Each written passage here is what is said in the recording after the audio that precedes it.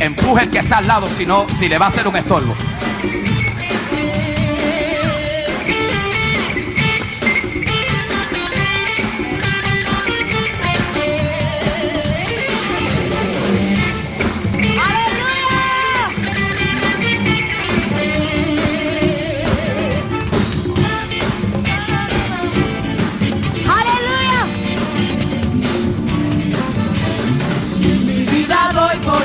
Tratando de alcanzar el objetivo real, es porque vivo, nada me apartará de poder recibir lo que me has dado a mí. Vivo para ti, mi vida doy por ti, tratando de alcanzar el objetivo real, es porque vivo, nada me apartará de poder recibir lo que me has dado a mí. Vivo para ti, más grande es Él que vive en mí, que el que en el mundo está. Más grande es Él que vive en mí, que el que en el mundo está. Más grande es Él que vive en mí, que el que en el mundo está. ¡Cántalo, créetelo otra vez! Más grande es Él que vive en mí, que el que en el mundo está. Ahora ve que mueve las montañas, yo lo puedo en Jesús.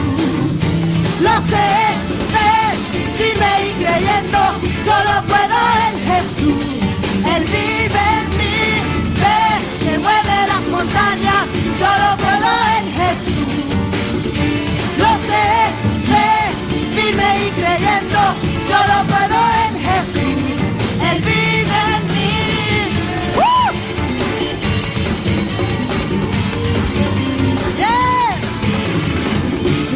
Doy por ti, tratando de alcanzar el objetivo real, es por quien vivo, nada me apartará de poder recibir lo que me has dado a mí. Vivo para ti, mi vida doy por ti, tratando de alcanzar el objetivo real, es por quien vivo, nada me apartará de poder recibir lo que me has dado a mí. Vivo para ti, más grande es Él que vive en mí, que el que en el mundo está. Ve que mueve las montañas, yo lo puedo en Jesús. Lo sé, ve, vive y creyendo, yo lo puedo en Jesús. Él vive en mí, ve, mueve las montañas, yo lo puedo en Jesús. Oh, lo sé, ve, vive y creyendo, yo lo puedo en Jesús. Él vive en mí, más grande es Él que vive en mí, que el que en el mundo está. Ve que mueve las montañas, yo lo puedo en Jesús. Lo sé, ve, vive y creyendo, yo lo puedo en Jesús. Él vive en mí, ve, mueve las montañas, yo lo puedo en Jesús. Sí, lo sé, ve, vive y creyendo, yo lo puedo en Jesús. Él vive en mí, ¡Aleluya! ¡Aleluya! ¡Aleluya! Diga por fe es mío. Porque es mío. ¡Aleluya! Dale high five a alguien y dile, somos más que vencedores. Somos más que vencedores, baby. You are on a winning team. Aleluya. Estamos en un equipo ganador. Aleluya. Esto revuelca a los demonios religiosos. Los confunde y todo. God. Yo tengo un tronco de ganas de predicar. Mateo 9. Dios sabe lo que hace. Si yo llegara a saber cantar,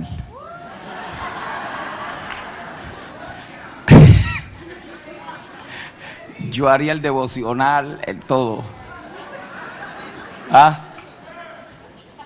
De todo. Chacho, se la sabe todo el Señor.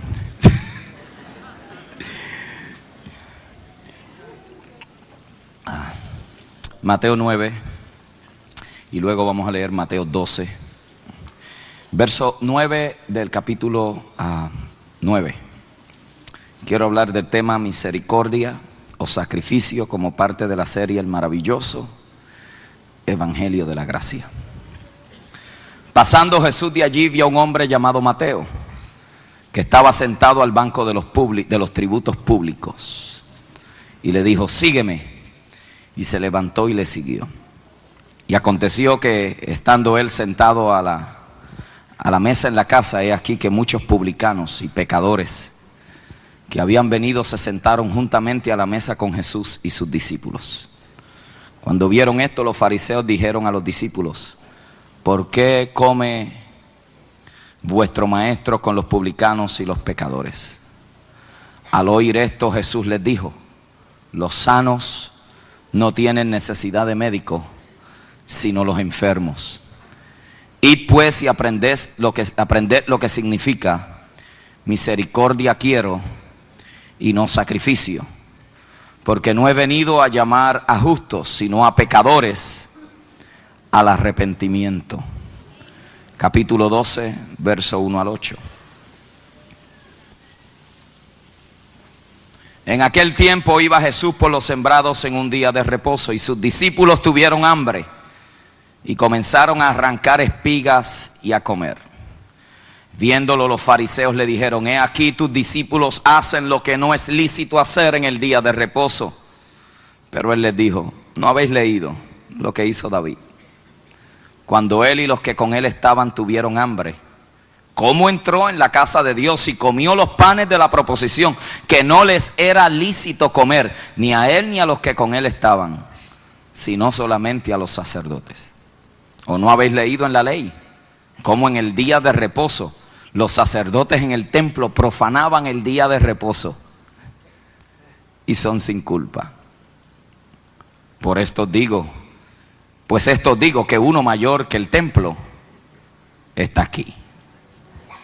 Y si supieses qué significa misericordia quiero y no sacrificio, no condenaríais a los inocentes, porque el Hijo del Hombre es Señor del día de reposo.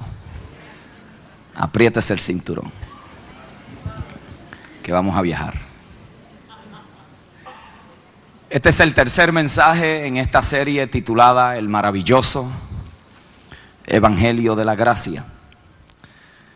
Como establecí la semana pasada, mi objetivo principal es ayudarnos a entender el maravilloso regalo de la salvación por gracia, disfrutarlo, pero también exponer los sistemas castrantes que destruyen el gozo y la efectividad de la iglesia. En mi primer mensaje hablé sobre la salvación por gracia, cómo es que Dios a través de Jesucristo nos ha otorgado completa y segura salvación. En el segundo mensaje hablé de nuestra nueva identidad por causa de nuestra nueva posición, y allí vimos el efecto que tiene la justificación por la fe. Hoy les quiero hablar sobre el tema misericordia o sacrificio.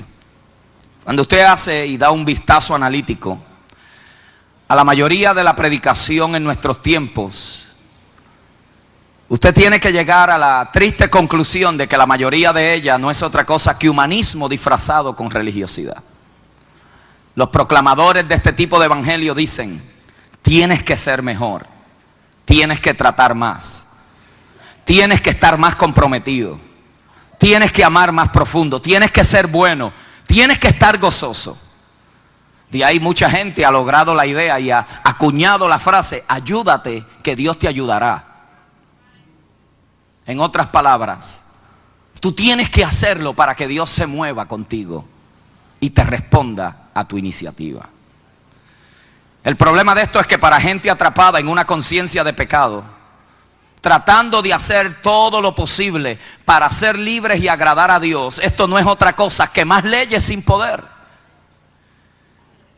Y la iglesia, a nombre del evangelio, le ha prometido muchas cosas a la gente, pero no le ha enseñado y no le ha dado la clave cómo lograrlas.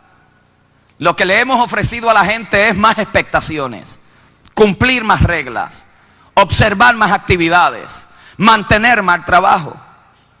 El resultado de esto ha sido millones de creyentes desanimados y desilusionados que, no pudiendo tratar y encontrarle respuesta al tormento que los atormenta, terminan rechazando la iglesia y todo lo que Dios tiene para ellos. Como dijo un respetado y conocido predicador en Gran Bretaña, Roy Heyson, la mayoría de los mensajes son buenos avisos, pero no son buenas noticias. Qué contraste. Cuando vemos la vida de nuestro Señor Jesucristo y la calidad de vida que Él vivió por el resultado de lo que tenía dentro. Note que el Señor nunca fue víctima de sus circunstancias. Él escogió la vida que quería vivir, aún escogió la muerte que quería morir. Nunca fue atado por amargura, celo, odio, lujuria, temor o envidia. Nunca estuvo ansioso por su seguridad, ni preocupado por su posición. Nunca usó la manipulación o la coerción para lograr lo que quería. Con un simple sígueme, la gente dejaba lo que estaba haciendo y caminaban tras el maestro. Hoy la mayoría de la gente, si no es por un sentido de culpa, no se mueven. Predicadores sin escrúpulos que, no teniendo gracia suficiente, tienen que aterrorizar a la gente para que ellos hagan lo que ellos quieren que hagan. Cristo nunca accedió a manipular a la gente para que ellos hicieran lo que Él quería. Sanó al enfermo, echó fuera demonios y los amó a todos. Se conocía como el amigo de los pecadores, y en su presencia los criminales y las prostitutas no sentían ninguna condenación. Se podía reír de la comedia de la vida y llorar al engaño que cegaba al ser humano. Aun cuando lo rechazaron, vivió sin egoísmo. Para él, su relación con el Padre era suficiente. Enfrentó al diablo personalmente y no fracasó, porque confió en la identidad y en la aceptación que su Padre le había dado. Sin haber echado fuera un demonio, sin haber sanado un enfermo, sin haber orado todavía, sin haber hecho los ayunos de la ley, cuando se es levantado de las aguas bautismales, el Padre le dice: este es mi Hijo amado, en Él tengo complacencia. No había hecho un milagro, no había hecho una buena obra, un niño común y corriente como cualquiera otro. No como dice la historia mitológica, que por causa de sus poderes y su deidad hacía palomas, soplaba sobre ellas y las echaba a volar. Eso es mitología. Cristo vivió una vida como cualquiera de nosotros en nuestra adolescencia. La diferencia que en Él había un deleite extraordinario por las cosas del Padre, al extremo que a los 12 años, mientras los doctores debatían la ley, allí Él estaba enseñándole el espíritu de la ley. Just a little bit different. Había una pasión que lo consumía. Nunca se atemorizó cuando enfrentó a Satanás. Aun cuando su cuerpo estaba débil, tuvo hambre. En 40 días de ayuno y oración, preparando aquel cuerpo. No era su espíritu, su cuerpo para la gloria. Lo enfrentó con plena confianza porque había escuchado la voz que había reconocido quién Él era. Yo le pregunto a ustedes hoy: ¿quién no quisiera esta clase de vida que Cristo vivió? Libre del control de las circunstancias y siempre un paso al frente de la vida. Si esto no es lo que la gente ha rechazado. La gente no ha rechazado este estilo de vida. Lo que la gente rechaza es el sustituto que se presenta como evangelio, que no es otra cosa que religiosidad. ¿Qué es religión? Religión es un sistema complejo y complicado de conceptos teológicos y requisitos de comportamiento. Pero eso no es el evangelio. El evangelio son buenas nuevas. En el evangelio se nos dice, Dios hablándonos: yo te quiero dar una excelente calidad de vida, no porque tú tratas más o porque eres más bueno o porque haces mejor o porque dejaste esto o aquello. Yo simplemente quiero darte una mejor calidad de vida porque te amo y eres mi hijo. Esta calidad de vida que la Biblia describe como la vida eterna, diga conmigo: vida eterna. Es más que cantidad de tiempo. La vida eterna comienza ahora, aquí, en este lado de la eternidad. ¿Por qué? Porque la vida eterna no es cantidad de tiempo, sino que tiene que ver con la calidad de vida. Es la eternidad de Dios metido en nuestra vida, que le da a nuestra vida un carácter de eternidad. Oh, God, help me. Muchos de ustedes están esperando morirse para ver si tienen vida eterna. Look at that gamble. Sin embargo, cuando yo leo lo que Cristo dijo en Juan 10:28, y yo les doy, no le daré, les doy vida eterna, y no perecerán jamás, ni nadie los arrebatará de mi mano. Mi Padre que me los dio es mayor que todo, y nadie le puede, oh God, arrebatar de mi mano. Romanos 6:23. Pero nosotros nos hemos concentrado en la primera parte. La paga del pecado es muerte. I know that. Lo que a mí me interesa es la próxima parte, después que yo he conocido a Cristo. Más la dádiva, el regalo, el derecho, el privilegio, la bendición de Dios en Cristo Jesús es que vida eterna en Cristo Jesús. Diga conmigo, eso es gracia. La gracia te dice, deja tú de tratar. Dios te dice, yo quiero hacer eso que para ti es imposible. Yo lo quiero hacer en ti. En vez de tú de seguir tratando, Dios te dice, ya yo hice el trabajo difícil por ti. Ahora lo que tú tienes que hacer es descansar y trabajar en mi poder. Y recuerda, después de haber hecho todo lo que puedes en mi poder, y con todo y eso te encuentras corto y fallando, recuerda, hijo mío, te amo, te amo, te amo, te amo y te amo. Y no hay nada que me puede evitar que te pueda seguir amando. No importa de dónde hayas venido, qué niñez hayas tenido, qué experiencias amargas en la vida hayas tenido. No importa si te crees menos que nadie. Lo que te quiero recordar en mi gracia es que te amo, simplemente te amo. Esto era lo que a los fariseos le volaba la cabeza. Ellos no podían entender esta dinámica de que Cristo podía sentarse en la mesa con pecadores y no se contaminaba con ellos. Si su religiosidad los había cegado tanto que los convirtió en gente inflexible, arrogante, carentes de amor, carentes de misericordia, siempre a la defensiva y abusivos de su prójimo. Estas son las características de los fariseos también del siglo XXI. Y antes de que usted piense que estoy hablando de los fariseos del tiempo de Cristo nada más, estoy hablando de nosotros también. Porque hoy vamos a descubrir hoy que mucho de nuestro llamado evangelio no es otra cosa que fariseísmo.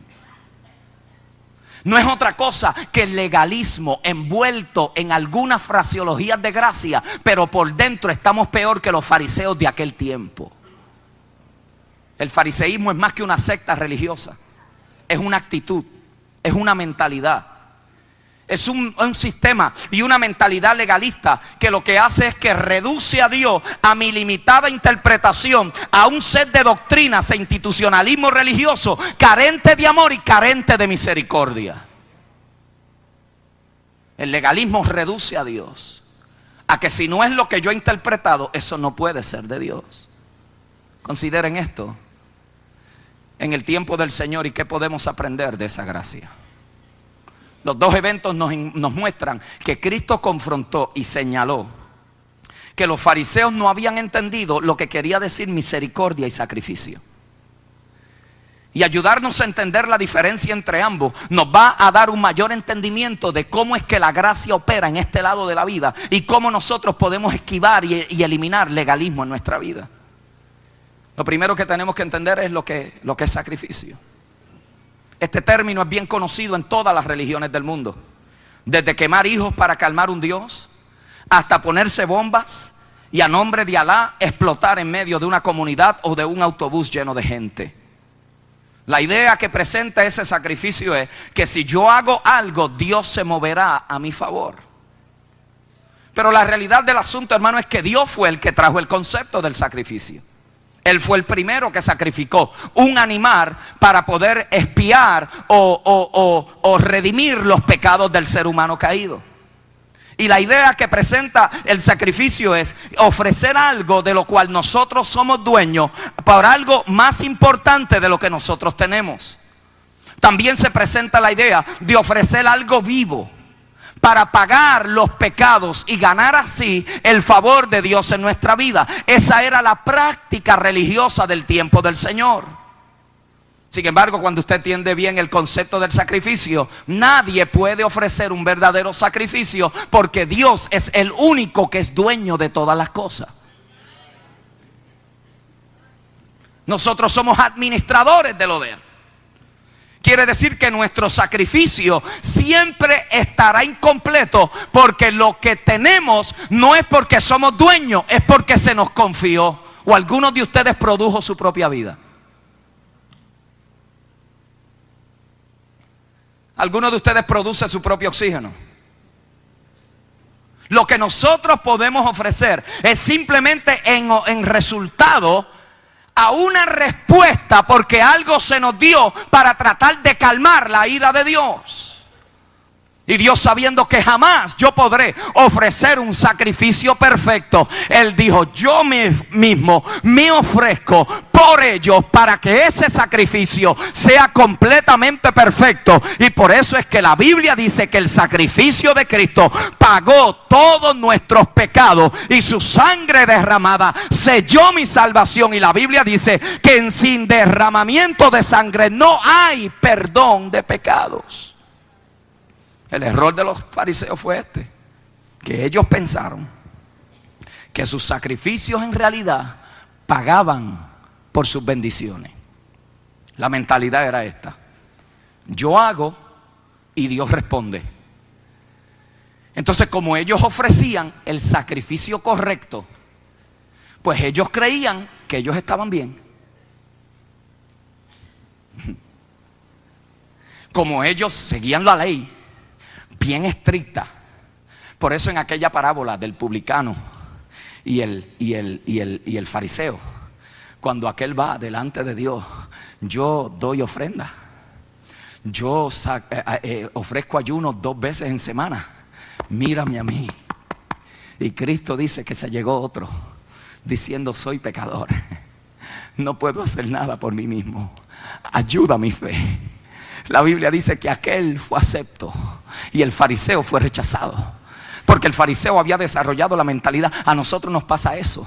Nosotros creemos que porque venimos a la iglesia los domingos, creemos que porque hacemos algunas disciplinas espirituales, algunos creen que porque diezman, algunos creen que porque oran, eso es lo que mantiene que Dios los acepta. Y eso es porque como hacen las cosas correctas, se creen que están bien.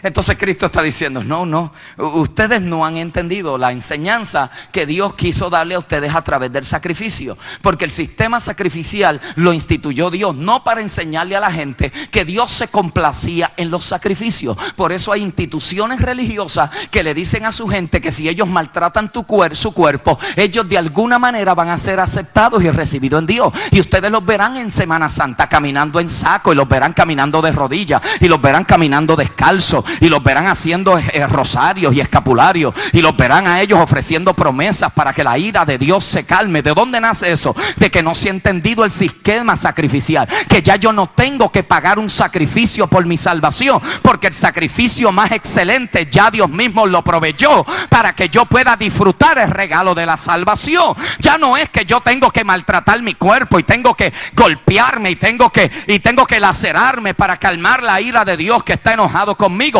Dios no está enojado con sus hijos. Dios ama a sus hijos. Dios ama a aquellos que han recibido el sacrificio de Cristo en la cruz del Calvario.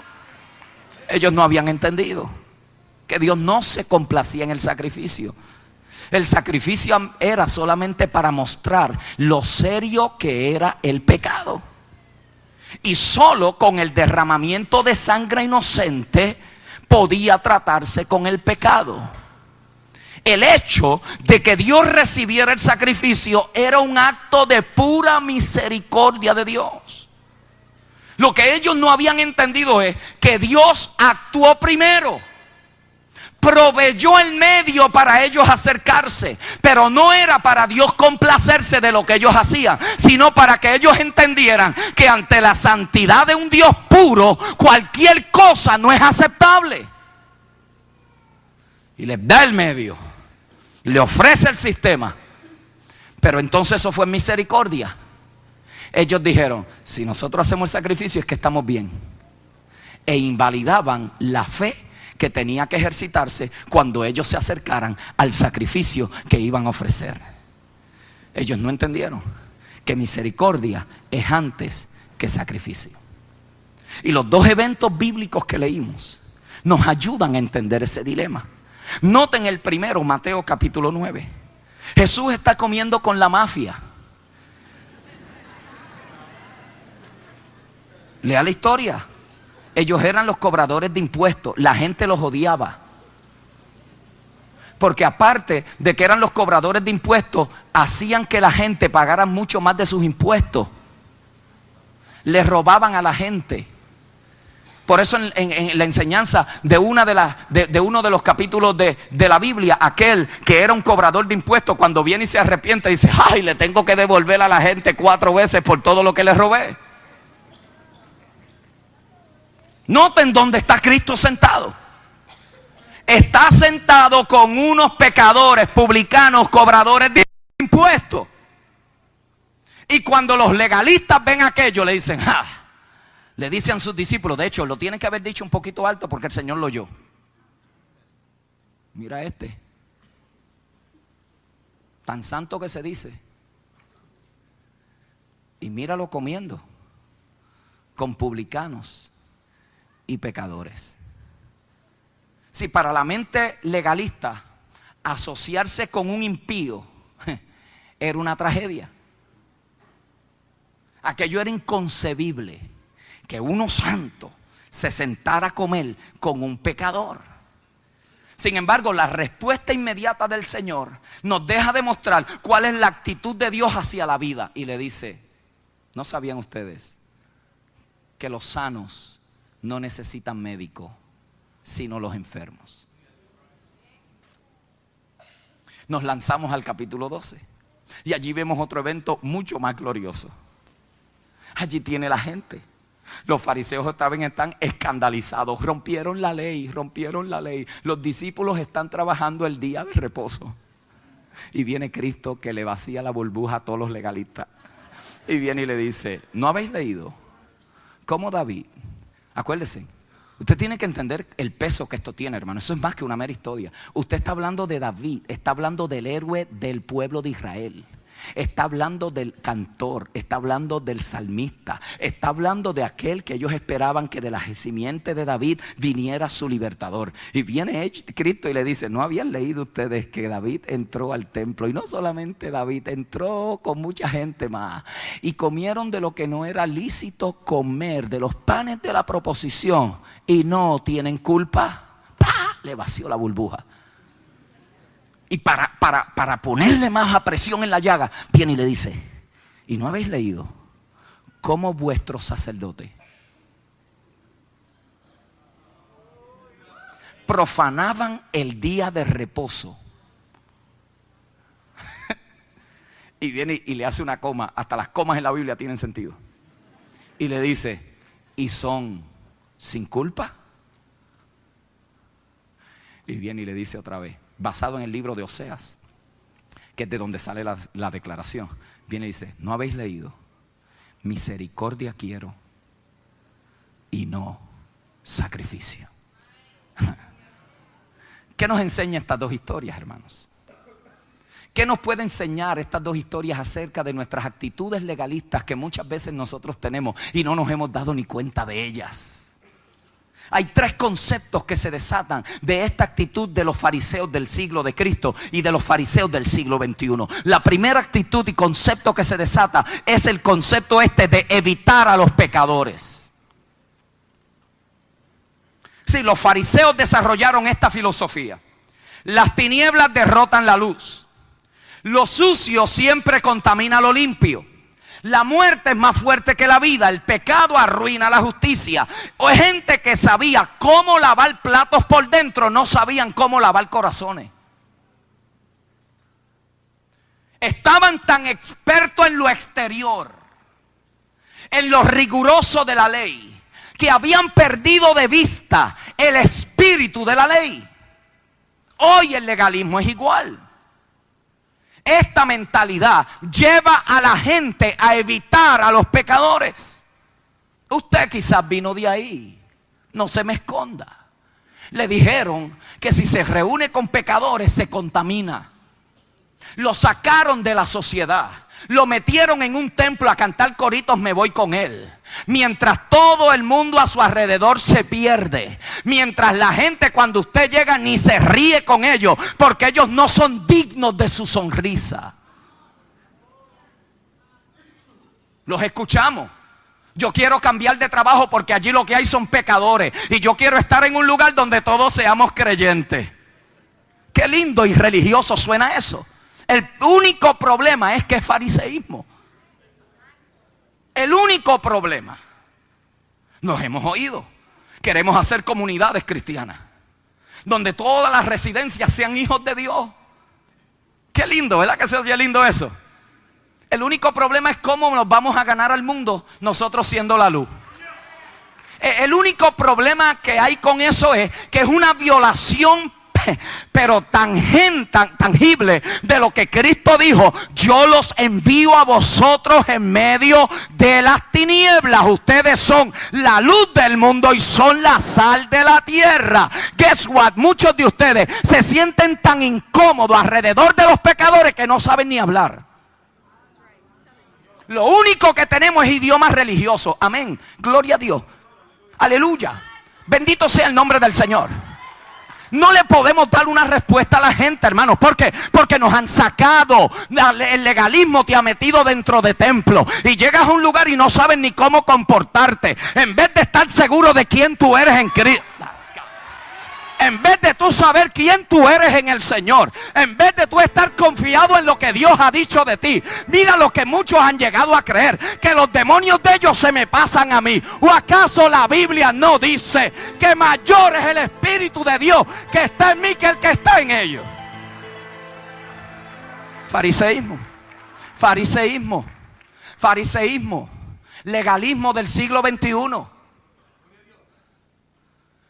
Esto llega a otros extremos, de que yo no me puedo asociar con gente que no se parezcan a mí, que no hablen como yo y que no vistan como yo. ¿Ves? Entonces eso era lo que los fariseos hacían. Dijeron: Cristo comiendo con los pecadores, imposible. Los discípulos se tienen que haber preguntado: wow, es verdad, porque nosotros somos igualmente legalistas como ellos, pero este tiene algo que los pecadores no lo contaminan. Este tiene algo que calla a los pecadores, por lo que él dice es mucho más fuerte que los pecadores lo que le tienen que decir. Sí, el problema es, mi amado hermano, que ese no es el evangelio de Cristo. Nos hemos concentrado tanto en evitar el mal que tampoco hacemos el bien. Nos hemos enclaustado dentro de 4 paredes para nosotros proteger nuestra pureza y nuestra santidad y no contaminarnos con el mundo, que el mundo camino al infierno a 100 millas por hora, y nosotros aquí cantando que el Señor venga ya para podernos ir con él. Qué egoísmo tan legalista, tan diabólico, tan farisaico. Nos hemos concentrado tanto que se nos ha olvidado que Él dijo: ustedes son la luz del mundo. Y yo no he visto una luz que alumbre en otras luces. Todas las luces alumbran bien donde hay tinieblas. A esa oficina te llevó Dios. A ese trabajo lleno de adúlteros te llevó Dios. A esa oficina lleno de perversos, de borrachones, de adictos a la droga, de mujeriegos, de fornicarios, allí te llevó Dios. Ay, pastor, ¿y si me contamino? Si te contamina es que tú no conoces al Dios de la gracia. Sí. Entonces tenemos gente evitando los pecadores, eso es fariseísmo. Porque qué fácil es de aquí dentro condenar lo que ellos hacen afuera. Qué fácil, ¿ah? Eso es un guame. Y los pecadores perdidos en el mundo. Pero cuando llegas al banco no le das una sonrisa de amor. Que eso es fácil. Y no te contamines, que el pecado mancha a la gente. Pero no te doblas a tocarlos. Eso era lo que hacía Cristo, tan diferente. Ustedes son la luz del mundo. Pero no solamente son la luz, son la sal de la tierra. Los que evitan la putrefacción, los que evitan que se siga corrompiendo. Hoy la iglesia está espantada. Mira, hermano, yo soy un pensador. A mí cualquier cosa no da. Este asuntito de que han sacado a Dios de las escuelas. When was the last time that God was kicked out of a place?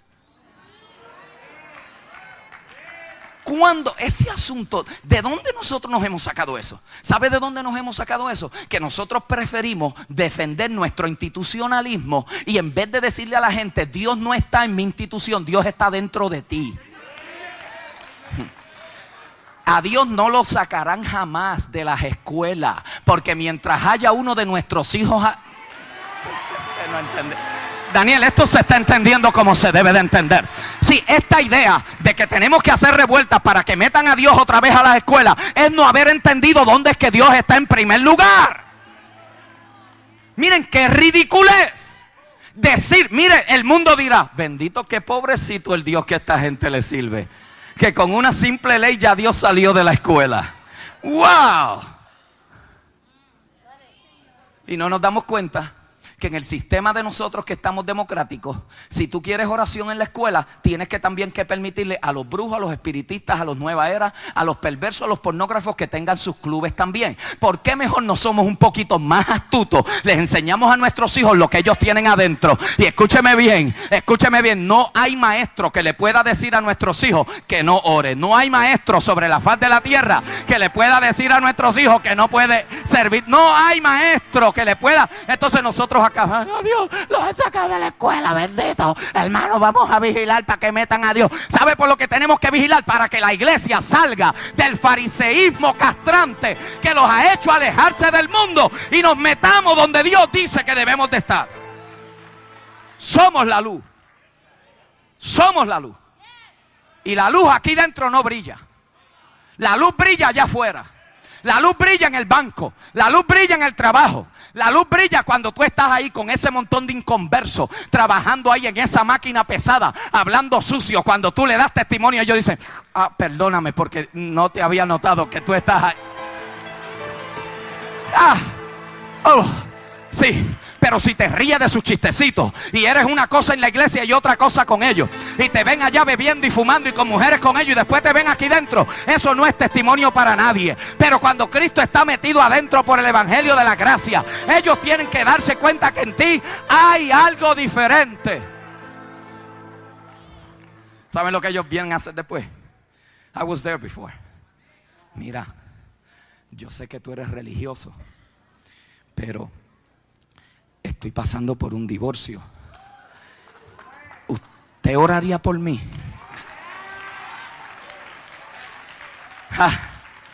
Si los fariseos decían, eviten los pecadores,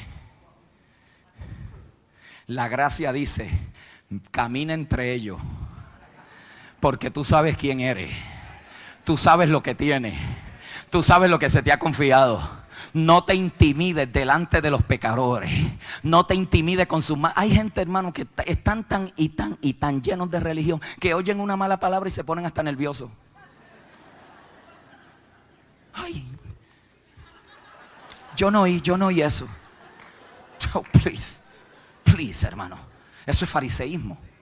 Eso es tratando de mostrar una santidad por fuera, pero por dentro estamos huecos, vacíos, carentes de vida. No atraemos a nadie. Nuestra vida no es lo suficientemente atractiva para que otros deseen lo que nosotros tenemos. Fariseísmo. Evitar los pecadores. Una iglesia, hermano, atemorizada nunca podrá afectar al mundo positivamente. Oiga bien eso. Una iglesia atemorizada nunca podrá afectar al mundo positivamente. Nunca. No importa las vigilias que hagamos. No importa los 40 días de propósito. Si salimos de aquí y no sabemos quiénes somos y lo que Dios nos ha dado en nuestro espíritu y quiénes somos para Él, jamás afectaremos nuestra gente alrededor, porque no tenemos una identidad sana y correcta de quienes nosotros somos en Cristo. La segunda actitud que se desarrolla en el fariseísmo es que la institución es más importante que la persona. O sea, lo que el fariseísmo hace es que reduce a Dios a reglas, a regulaciones y a restricciones, en vez de abrir los ojos al panorama y la belleza de la verdad eterna de Dios. Y aquí fue donde los fariseos se confundieron. ¿Cómo es posible que este nos venga a decir que David, que lo que hizo estaba mal y es sin culpa, y que los sacerdotes lo que hicieron son sin culpa? ¿Por qué? Porque Dios no está interesado en defender la reputación de tu institución. Dios está interesado en el cumplimiento de su eterno propósito, aunque tú y yo en todas las ocasiones no lo entendamos. Oh, God. Cuando en las iglesias, hermano, la institución es más importante que la gente, los mensajes son de piedra en vez de vida. Sí, quizás algunos de ustedes no se pueden identificar con esto, porque en este tipo de iglesia el instrumento es de dolor, no de sanidad. El divorciado en este tipo de iglesia es un creyente de segunda clase. Most of you cannot relate to that stuff. Most of you cannot. It's hard for me to relate. La única forma de entenderlo es a través de la gracia. Muchos de nosotros, en defensa de la institución del matrimonio, hemos permitido que mujeres se les dé muerte por no decirles sal corriendo de esa situación. Just a thought. Defendemos más la institución que la gente. Y para que la gente no diga nada, le permitimos que mueran a veces en el sistema castrante en el cual ellos se encuentran, para contar de que no aparezcan como divorciados en la sociedad. Just a thought. Defendemos más la institución. Los divorciados en este tipo de organización no tienen vida. No tienen experiencias positivas. El abusado, el enfermo, el paralítico, el deforme, el anormal, el que está siendo transformado de pecados horribles, es rechazado, marginado y expulsado porque daña la reputación de la institución. Muchos de nosotros, si viniera alguien aquí con manerismo, ustedes se escandalizarían. Muchos de ustedes dirían, ¿cómo va a ser? ¿Cómo van a subir a alguien ahí? En vez de tener la mano como un hombre, la tiene así. Yo los oigo. Los vemos caminando diferente, gente que no tiene culpa, que no son así. Los criticamos, los juzgamos, los señalamos, hacemos chistes de ellos. ¿Sabe lo que es eso? El fariseo dentro de nosotros saliendo y diciendo, este puede dañar mi reputación de machito así que yo me veo. Y yo me veo muy fuerte, ¿y cómo voy a caminar con este que cuando habla pone el dedito así?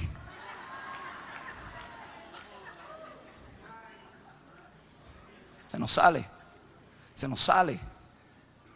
Esta gente quería defender más su institución que la gente. Y Cristo tiene que bregar con ese dilema y tiene que trabajar con ese asunto y le tiene que responder. Mire, mi amado hermano, yo tengo que imaginarme que cuando Cristo le dijo, y sus sacerdotes no se dieron cuenta que profanaban el día de reposo y son sin culpa. Cristo lo que está diciendo es, de quien ustedes se glorían cometió pecado, y porque ustedes ahora no hablan de ellos. Y están hablando de mis discípulos que simplemente lo que hacen es recogen espigas en el día de reposo porque tienen hambre. ¿Acaso no habías leído que misericordia quiero y no sacrificio? No entendemos el panorama de Dios. No entendemos. A veces nos vamos a los extremos, hermano. Y hay organizaciones que usted no se puede reunir con ellos porque usted no viste igual, no camina igual, no habla igual, no pertenece a su denominación. Hay denominaciones que nunca invitarán a un predicador que no sea parte del grupo de ellos.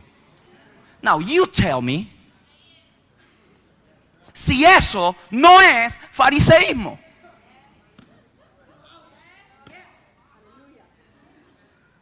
Preferimos lo nuestro nada más que entender que Dios puede usar gente que no son de tu grupo Y muchos de nosotros, ¿sabe cuál es la gloria de muchos de nosotros? Yo vivo orgulloso de haber sido bautista, de haber sido presbiteriano, metodista, pentecostal. Honramos más la organización que a la gente que le servimos. Honramos más lo que representamos que quienes somos en Cristo. Y algunos se van al extremo. Si no eres nuestro. Yo recuerdo cuando estábamos buscando templo, cuando empezamos la iglesia, iba a algunas iglesias. ¿Sabe cuál era la condición? Tienes que ser luterano para prestarte las facilidades. ¿Te acuerdas, Miriam? Óigame, yo estaba flaco así, pelú, y yo no entendía bien esas cosas, men. Si yo hubiera entendido, yo lo que decía, pero si lo único que yo quiero hacer es honrar a Dios, y tengo que ser de esto. Yo no entendía, Daniel. Pero me di con un pastor episcopal. No le ponga label a todo el mundo. Hay gente de Dios en todos lados. Cuando usted y yo lleguemos a la presencia de Dios, se nos va la quija va a ser así. Tú estás aquí. ¿Cómo tú llegaste aquí? Tú llegaste acá. Y cuando usted empiece a buscar quien usted creía que debería estar, me di con este pastor episcopal, me acuerdo, nunca se me olvidará esa experiencia porque marcó mi espíritu. Y fuimos a hablar con él cuando la iglesia estaba empezando a crecer. Y los salones en la iglesia metodista se habían hecho pequeños y necesitábamos, cuando aquel tiempo estábamos con los Royal Rangers y la misionerita y todo este ministerio que estábamos desarrollando.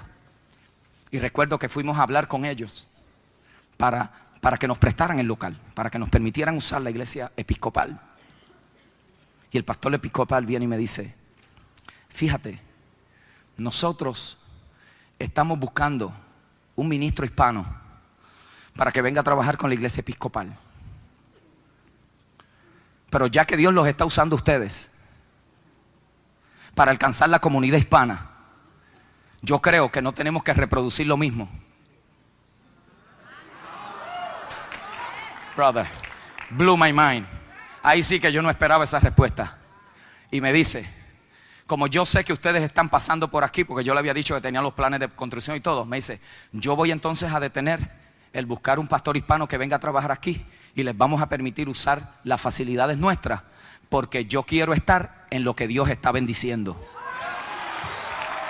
Yo dije: my God, my God, my God. Este hombre entendió que la institución no es lo más importante. Lo que es más importante es dónde Dios está trabajando, con quién está trabajando, a quién, a través de quién está trabajando. Esto era lo que los fariseos no podían entender. Se les volaba la cabeza tratar de entender que Cristo podía sentarse con los pecadores, con los publicanos, y a Cristo no le importaba lo que la gente dijera de él, porque él sabía quién él era, y su institucionalismo nunca evitó que él se acercara a los que tenían necesidad. Y por último, tercer concepto que desarrolla esta mentalidad legalista es que reduce la relación con Dios a una fórmula. Reduce la relación con Dios a una fórmula.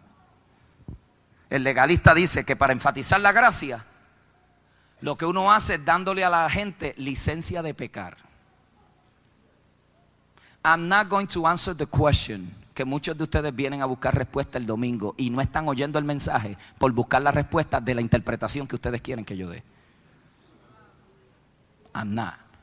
I'm going to let you think it through. Y en vez de tener una respuesta liviana, se pierde el que está pecando. I want you to think about it. Porque vienen a buscar la respuesta y no escuchar la voz de Dios en el mensaje. So I want you to think about it. Search it. Look into it. Ask God. Y si su opinión difiere de la mía, lo que importa es que nuestro Salvador es el mismo.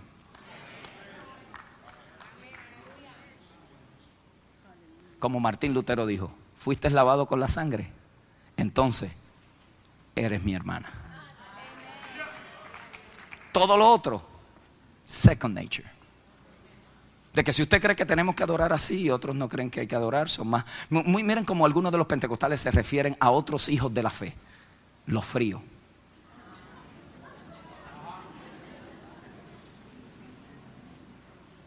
Los fríos. Nada, esa gente lo que le falta es el espíritu. Dígale eso a Billy Graham. Dígale eso a Billy Graham. Que a Billy Graham lo que le falta es el espíritu, porque no lo vemos en iglesias pentecostales. Dígale al hombre que más almas se ha ganado en la faz del planeta Tierra y en la historia del evangelio de Jesucristo. Dígale que él no tiene pasión.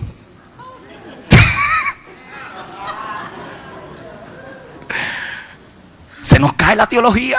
Es lo que Cristo está bregando con esta gente. Se nos cae porque reducimos a Dios a un set de normas, a un set nada más de interpretaciones que si no lo entiende como yo lo entiendo, Dios no puede estar con él. Eso era lo que a los fariseos les robaba el pensamiento. ¿Cómo es que este está diciendo que David entró al templo, comió lo que era ilegal y ahora es sin culpa también? No puede Dios ser reducido a una mera fórmula. Escuche bien, en el legalismo Dios es reducido a un botón que uno aprieta. Para yo poder ser aliviado, el reino se reduce a solo principios aplicados para yo poder experimentar la vida sin dificultad. ¿Sabe cómo eso le llama a la vida? Idolatría. Donde uno es el centro del planeta, donde Dios es un medio para yo alcanzar un fin, donde Dios no es lo máximo, ni yo le sirvo a Él por su eterno propósito, sino que Él me sirve a mí para sacarme de sufrimiento. Idolatría, el ser humano es el primero. Yo uso a Dios para que me saque de todos mis males. Pero cuando usted se acerca a la gracia no hay fórmula, porque la relación con Dios no es una fórmula o la combinación de requisitos. La gracia es una invitación a completa comunión, donde la solución al pecado es misericordia, donde no es el sacrificio, es la vida, donde no es por legalismo, es por relación, no por religión. La mentalidad de lo que yo hago causa que Dios se mueva. Escuche esto, reduce aún las disciplinas de la oración, del ayuno, de la meditación, de la reflexión. Las reduce a simplemente obras y más trabajo. En otras palabras, si oro más, Dios me va a dar más. Si doy más, Dios me va a dar más. Pero las promesas no son fórmulas, sino invitaciones de encuentro con el que yo puedo profundizar en intimidad con Dios. Por eso muchos de ustedes no saben si sus 2 días de ayuno fue suficiente, o sus 3 horas de oración bastan, porque siempre están inseguros de si su sacrificio llegó a mover la mano de Dios. ¿Lo habrá aceptado Dios?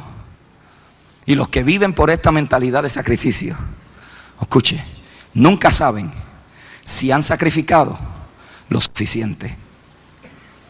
La gente que se acerca a Dios por su sacrificio son desilusionados. Los que se acercan en base a la misericordia reciben todo lo que Dios tiene, porque la fe en lo que Dios ha hecho por ellos es lo que activa la mano de Dios, no en lo que ellos hacen para tratar de impresionar a Dios. Los que viven en y por la gracia saben que no fue su iniciativa lo que estableció su relación con Dios, sino que fueron sobrecogidos por su amor de Dios y ellos respondieron en fe. ¿Ves? Cuando nosotros no podíamos acercarnos a Dios, Él se acercó a nosotros. ¿Qué produce este tipo de relación, hermano? Gozo, misericordia. ¿Qué produce el uno vivir en la mentalidad de la gracia y no del legalismo? Un gozo genuino, que no depende de lo que yo hago, sino de lo que Él hizo por mí en la cruz del Calvario. Sin embargo, el legalista, como nunca está seguro, el gozo está ficticio. y varía en la intensidad de sus obras es lo que determina la calidad y la intensidad de su gozo. Permítame terminar con esta ilustración.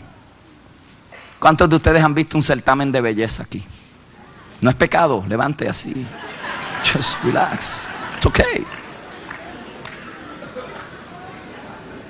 Algunos no van ni al cine a ver una buena película porque esa es silla de escarnecedores. That's another thing.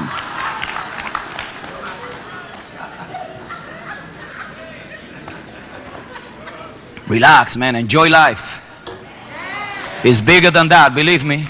It's bigger than that. Bigger than that. No se vaya a sentar a escuchar porquerías que profanan a Dios. No, there's good movies out there.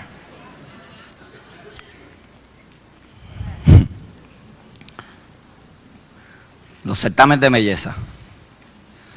I've seen a few. Giselle le gusta verlo. Y antes de que digan la ganadora, ya ella sabe cuál es. Tiene esa habilidad de... Eso se llama discernimiento. Pero ustedes han visto los certámenes de belleza. Están las 50 finalistas. Están todas ahí. Ellas han hecho todo lo que han podido. Están, wow. Todo el mundo está ahí listo. Pero siguen eliminando gente. Hasta que llegan a las últimas 3. Cuando llegan ustedes a las veces se cogen de la mano. Have you seen that? Have you seen that? Yo le aseguro que ellas lo que están diciendo que voten a estas dos para que me dejen a mí. That's what they're saying. They're not that happy. Que voten a estas dos. Third runner up. Y mencionan el nombre. Y aquella.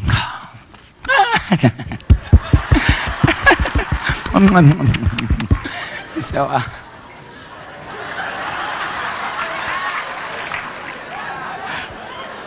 Están las últimas dos.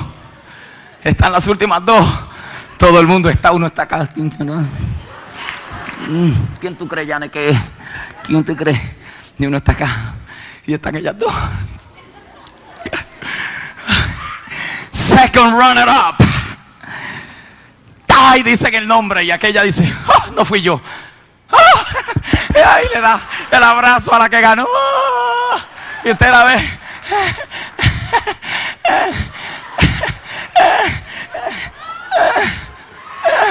Para ver si habrá sido yo la ganadora o no habrá sido yo la ganadora. No sabe si fue o no fue. Y la otra que descubrió que era. Pero mientras esta estaba saliendo, ustedes notan el gozo ficticio que tiene. Porque lo único que a ella la consuela es que es verdad que no ganó, pero tampoco es tan mala como las otras que estaban también en el certamen de belleza. Así hay muchos de ustedes aquí. Ustedes no están todavía del todo allá arriba porque no se sienten buenos suficientes. Pero como tampoco son tan pecadores como los otros, no se sienten tan mal. Por eso el gozo es ficticio. Entonces de semana a semana varía. Porque el único consuelo es, yo no soy tan malo como los adictos, pero no soy tan bueno como el pastor. So déjame hacer algo para ver si yo puedo alcanzar esto que a mí me falta. Y es una inseguridad tremenda. Pero la ganadora, cuando descubrió que ganó, ¿ustedes la han visto? ¡Ah! Se le cae la corona, empieza a abrazar a todo el mundo. Ella no sabe qué hacer. ¿Sabe por qué? Porque ella sabe que ella tenía la misma oportunidad de perder que todos los demás. Pero los jueces dijeron, esta es la que va a ganar. Yo no sé si usted me está entendiendo. La única diferencia entre mí y un pecador no es que yo vengo a la iglesia, es que Dios en su gracia, en su gracia, cuando yo confié en su sacrificio, me dijo, Tommy, ganaste el concurso. Aquí está tu corona. Por eso es que se nos dice más que vencedores. Por eso es que se nos dice nación santa, pueblo adquirido por Dios, real sacerdocio. Ustedes no han visto que nunca entrevistan la que llega a segunda. porque es un riesgo. Yo hubiera querido ganar, pero definitivamente lo que hice no fue suficiente. Pero me consuelo en saber que no soy tan gorda como las otras que perdieron. ¡Qué alivio! Pero oigan la ganadora cuando la entrevistan. Yo le doy gracias a Dios por mi papá. Mami, thank you. Thank you, thank you, thank you, papi. Thank you. Judges, thank you, judges, thank you. All of you that voted for me out there, thank you, thank you, thank you. Ustedes no la oyen que ella dice, yo se supone que ganara porque el cuerpo mío es el mejor. No, otras tenían el cuerpo mejor que ella. ¿Sabe por qué ella ganó? Por pura gracia, baby.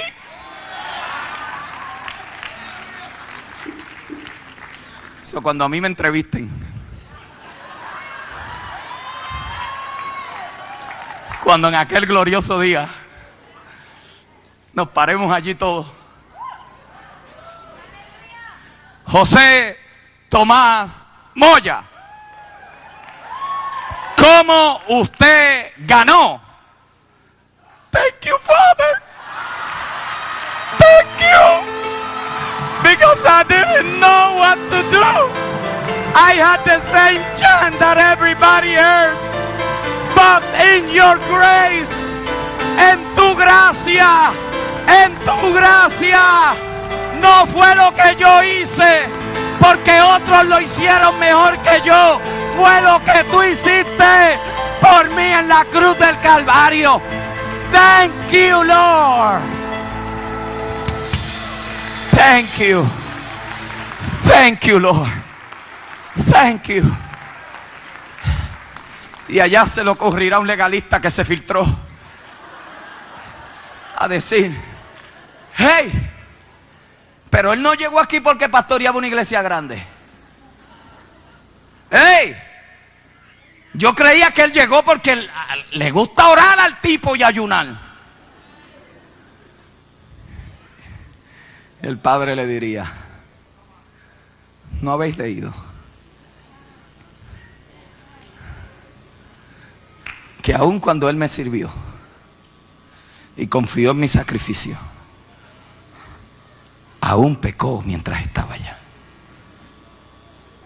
¿No habéis entendido que es por misericordia y no por sacrificio?